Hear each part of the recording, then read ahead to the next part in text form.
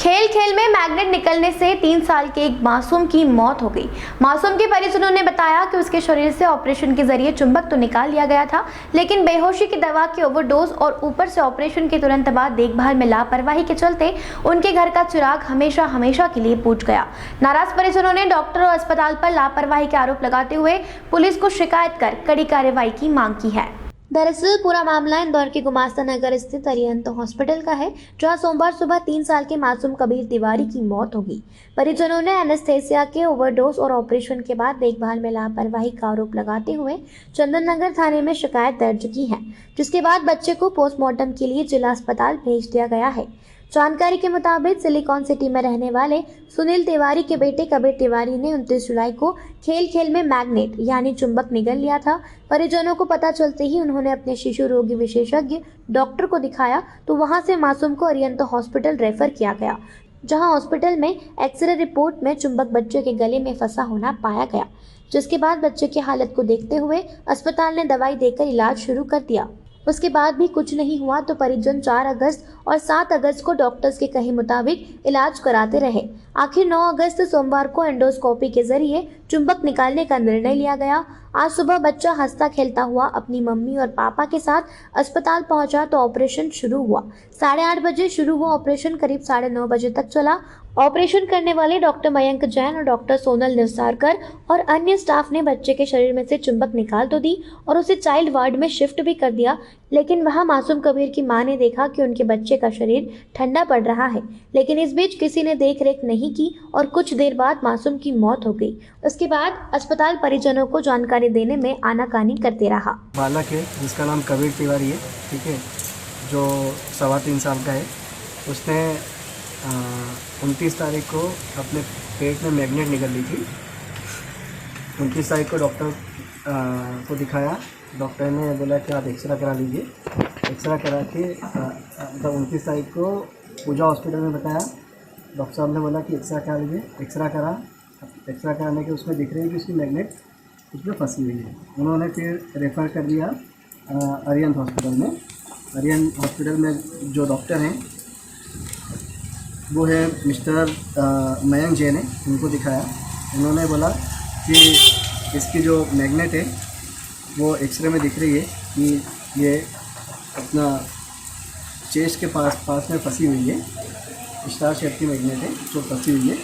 बोले इसको एंडोस्कोपी के थ्रू निकालना पड़ेगा। आप वेट कर लीजिए, 2-3 दिन में निकल जाती है तो ठीक है, नहीं तो एंडोस्कोपी के थ्रू निकालना पड़ेगा उसको।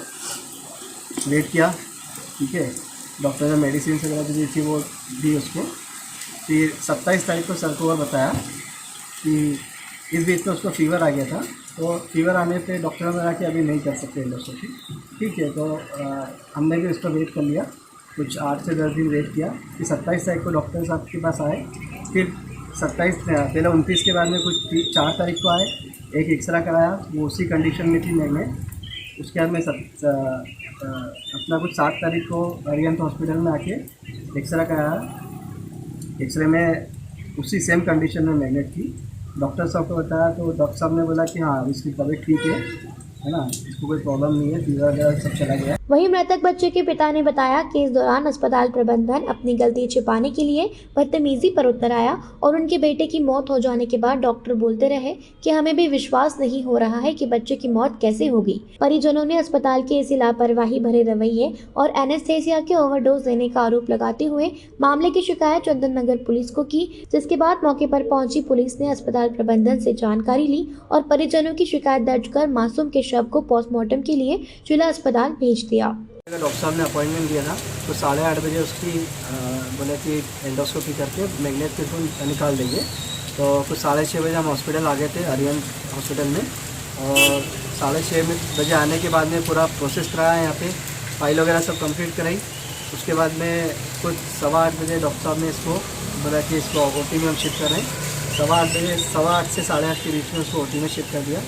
कोई 9:20 पे डॉक्टर साहब आए और उन्होंने बताया कि इसकी मैग्नेट निकल गई है, बताया, और बोले अब ठीक है, कोई दिक्कत नहीं है। अब हम इसको NICU वार्ड में शिफ्ट कर रहे हैं। वहाँ पे शिफ्ट करने के बाद में मैं और मेरी वाइफ दोनों उसके बच्चे के पास में थे। शिफ्ट करने के बाद में हम लोग वेट करते रहिए, बोले डॉक्टर साहब बोले कि इसको अभी 15 मिनट में होश आ जाएगा, 15 मिनट में होश आ जाएगा। हमने वेट किया, उस बीच में थोड़ी सी उसने हल्का सा लगा कुछ एक्टिविटी, उसने हल्का सा ऐसे हिला, ठीक है। उसके बाद में डॉक्टर साहब ने, जो उनका कंपाउंडर था, वाइफ ने देखा कि उस टाइम में कोई ट्रीटमेंट नहीं कर रहे थे। वाइफ ने देखा कि उसकी बॉडी ठंडी पड़ रही है। वाइफ ने बोला कि इसको क्या हो रहा है, तो जो कंपाउंडर था उसको कुछ समझ नहीं आया वहाँ पे, तो उन्होंने इमीडिएट उनके जो एनेस्थीसिया की मैडम थी, एनेस्थीसिया जिन्होंने दिया था, उनको कॉल किया। जो डॉक्टर जो हैं डॉक्टर सोनल निवसारकर, जो एनेस्थीसिया की डॉक्टर हैं, और डॉक्टर मयंक जैन है जिन्होंने एंडोस्कोपी करी, उनको कॉल किया। तो ये जो मैडम आए है ना, काफ़ी देर में वो लोग आए, तकरीबन आधे घंटे बाद वो लोग आए हैं, ठीक है, आधा घंटा लगभग हो चुका है।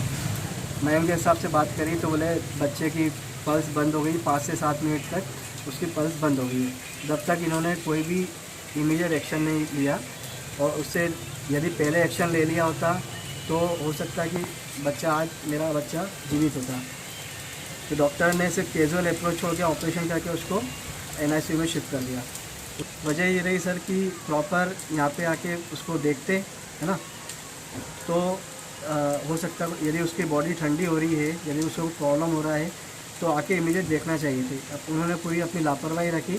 दूसरा जो केस था उनके पास में ऑपरेशन में, वो दूसरे केस हैंडल करने चले गए, मैडम भी चले गए, और डॉक्टर साहब थे मयंक जैन साहब, उनके पास दूसरा पेशेंट, तो वो दोनों वहाँ से चले गए।